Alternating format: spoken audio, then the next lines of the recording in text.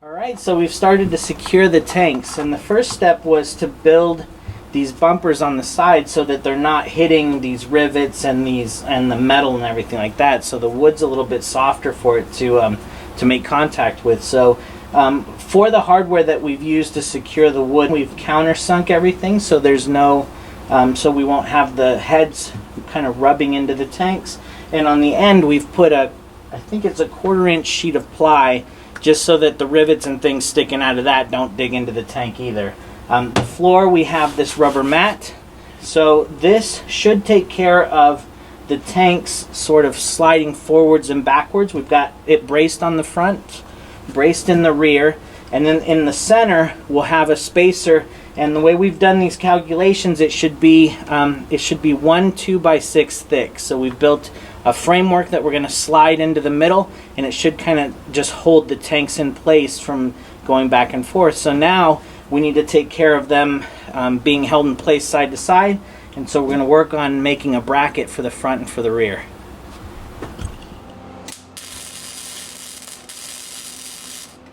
That looks pretty good.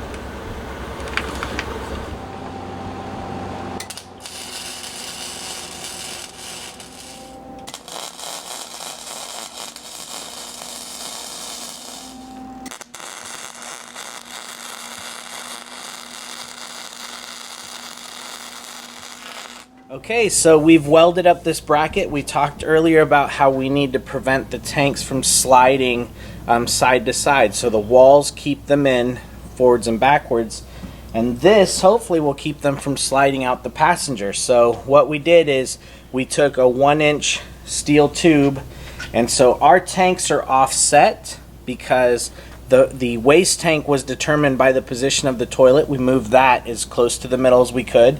And then the other tank, the fresh tank, is determined by the battery box at the end of the bay.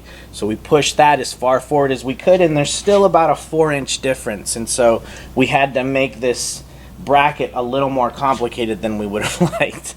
So anyway, we've welded it together. Like I said, it's 1-inch steel. This is 1.5-inch angle that it uses to cup the tank. So it not only holds it in, but it also will pin it down.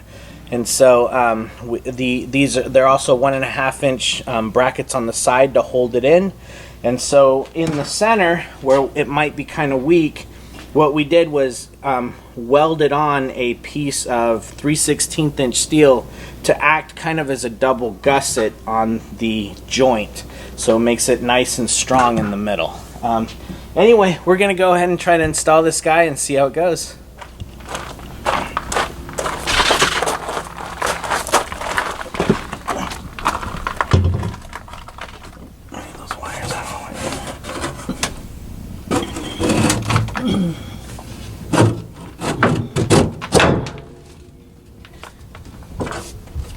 Okay. All right.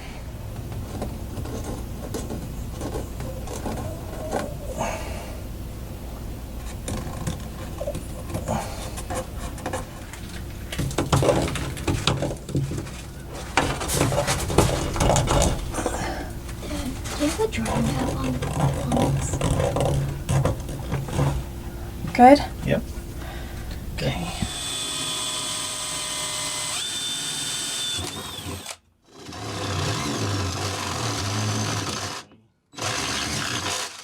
Okay.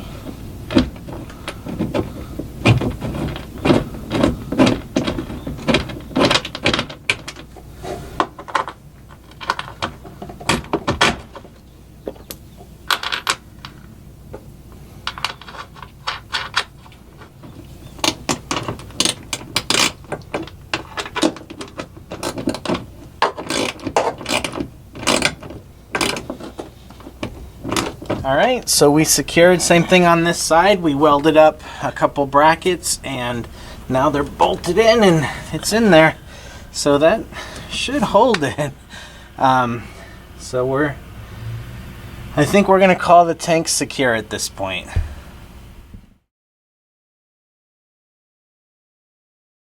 Alright, so we've secured the tanks in. We went ahead and did another secure point at the bottom, so we've got top and bottom secured, and these guys are on there pretty good. Next thing is to cover. So we're going to cover these with just some plywood so that we have a place to hang things if we need to hang things, or it'll also kind of just make it look a little more finished. We will probably cut maybe a view hole into, so you could kind of use it as to manually see where the level of the water is. We will have level sensors, but this is just kind of a manual way if we're in here to see where the water's at.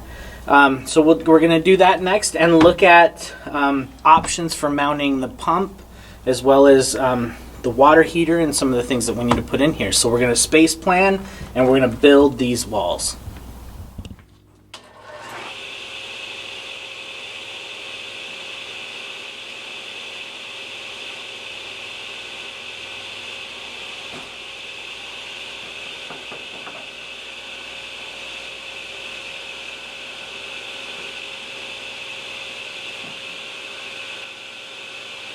Ready?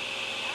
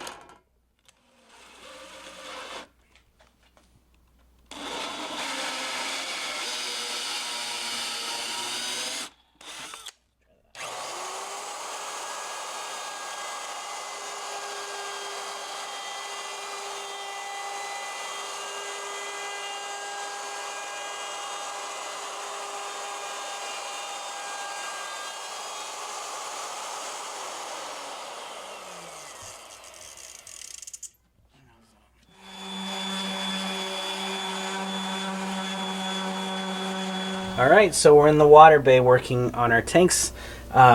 We have created the wall, so we made a plywood wall for this, and it's being painted. And so before we can install that wall, we are going to install our tank sensors, because we're going to put them in this space between the two tanks. And that'll ensure that they're kind of protected and out of the way. And it will also just kind of, it's a nice space to be able to run the sensors in. So anyway, the tank sensors that we've gone with are the SeeLevel 2 system. And so we've read a ton of reviews. People often complain about the circle ones that are like 1/3, 2/3 full, because they get gummed up and then they don't work very well. And so a pretty common upgrade is to upgrade to these tank monitors that are like they call them like non-contact. And so with these sensors, you don't drill into your tank at all. It's kind of a sticker that you put on the side of your tank, and then it, through electrical resistance, reads how much water is behind the sensor, basically. And so that comes with a couple of caveats. They don't work on metal sensors, or metal tanks. They only work on plastic tanks, basically, and wood, I guess, if you had a wood tank. They also can't be near metal. So it says specifically in the book, which is quite good. The book is pretty detailed. It says these sensors need to be 1 to 2 inches away from anything metal. And so we were concerned because even though we've got this rubber mat down, there's a metal floor underneath. And so we called Garnet Technical Support, and we got a really nice guy on there, and he was very friendly and helped us and said it probably isn't going to be a big deal about the floor. He's like, it's more around the center, like around the sensor and around the top is where you need to be more concerned. So we'll see. We'll see if his advice was valid. So we're going to install these, and we're going to put them, like I said, in between here. So we're going to clean real well these tanks with some alcohol, make sure they're nice and clean, and then they just stick on. And so the way you do these is these can be stacked, and our tank is 19 inches high, and so these need to be stacked one on top of the other. So like it would go like that. So we need to cut off an equal amount, ideally, on each sensor is what they said. They said try to split the difference between the two, and so they go in about 1.5 inch increments. And so the other restrictions are you need about an eighth, a 16th to an eighth between the two sensors, and then you need at the bottom 1/4 to 3/4 of an inch of space at the top and at the bottom. And so we've gone ahead and done the calculations on that. So we did our math and came up with about 18 inches for us on the senders. Should give us right about the right height for this tank. So we went ahead and marked that out, and all of these blue wires and black wires, they all get connected. And so each one of these tabs needs to be addressed uniquely so that the inside little reader, which is this little guy, knows what information to get from which signal wire. And so at the top, there are these little tabs that you cut. And so if it's a black tank, you cut the little black tank nub. And if it's a top sender versus a bottom sender, so if it's a top one, you cut the top thing off. And so for fresh, you don't cut any off unless it's the top one. We're going to cut that. So we've kind of determined, okay, here's what we need to cut, and we're going to go ahead and cut those and go ahead and try to get these installed.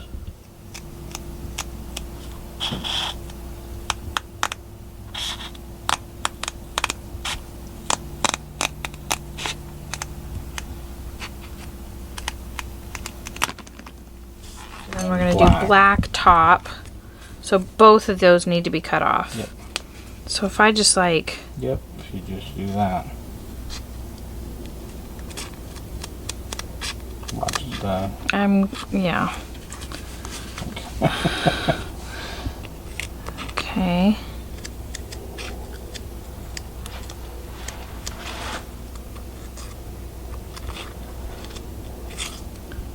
Okay. Okay. Right? Yep. Oh, please. Okay.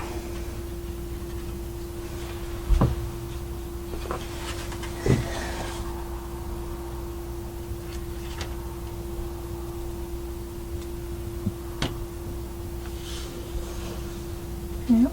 Wow, those are really sticky. Yeah.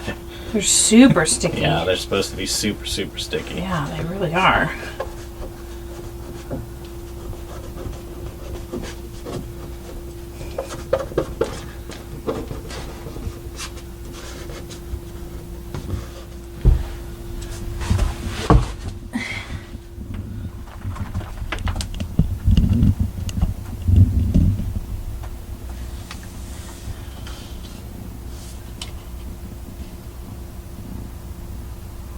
Okay.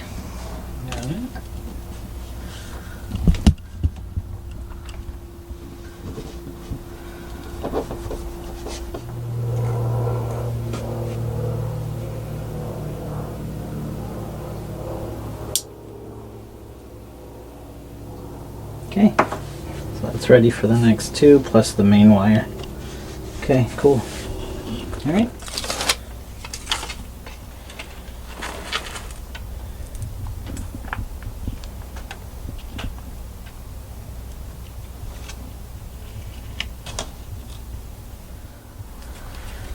Okay, so this I'm gonna line up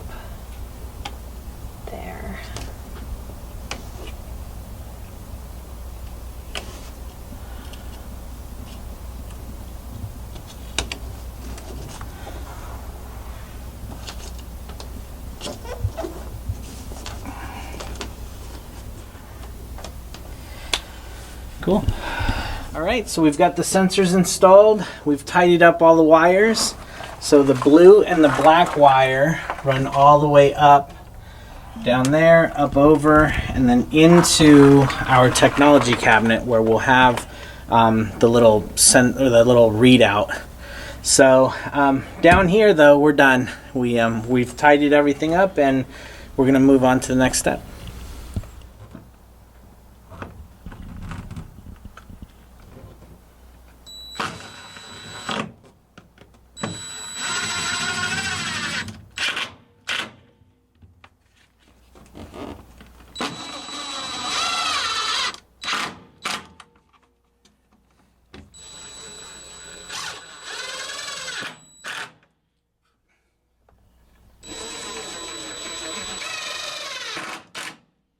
All right, so we've done this side. We did have to make a cutout for the valve, and one thing to consider is we had to make sure that we could get around so that if this valve ever goes bad, we can still change it without removing this entire wood thing. So anyway, we've got this pretty much finished. The paint is still a little, it's cold outside, and so it doesn't dry as quickly. And so we've got to give it time to set up, but this side's almost done. We're probably going to do filters on this side, so we're probably going to have water filters here and then the inlet and all that stuff. So we've got a space plan for that, but we're probably going to go to the other side now and continue working over there. All right, so we've installed the walls that cover our tanks. We did go ahead and notch out a couple of holes so that we're able to manually see just visually where the water levels are in case our tank sensors are on the fritz, or if we're down here and we're not inside, we'll be able to manually see. We will probably put a cover over this one because that's the black tank, and we're not sure we want to be seeing that all the time, so that we may put just a cover on there that can easily be removed, and we can take a look if we need to. But now we're going to get ready to plan out where the rest of the things go. We've got a water pump and a water heater and a manifold and stuff like that. So we're going to plan that stuff out next.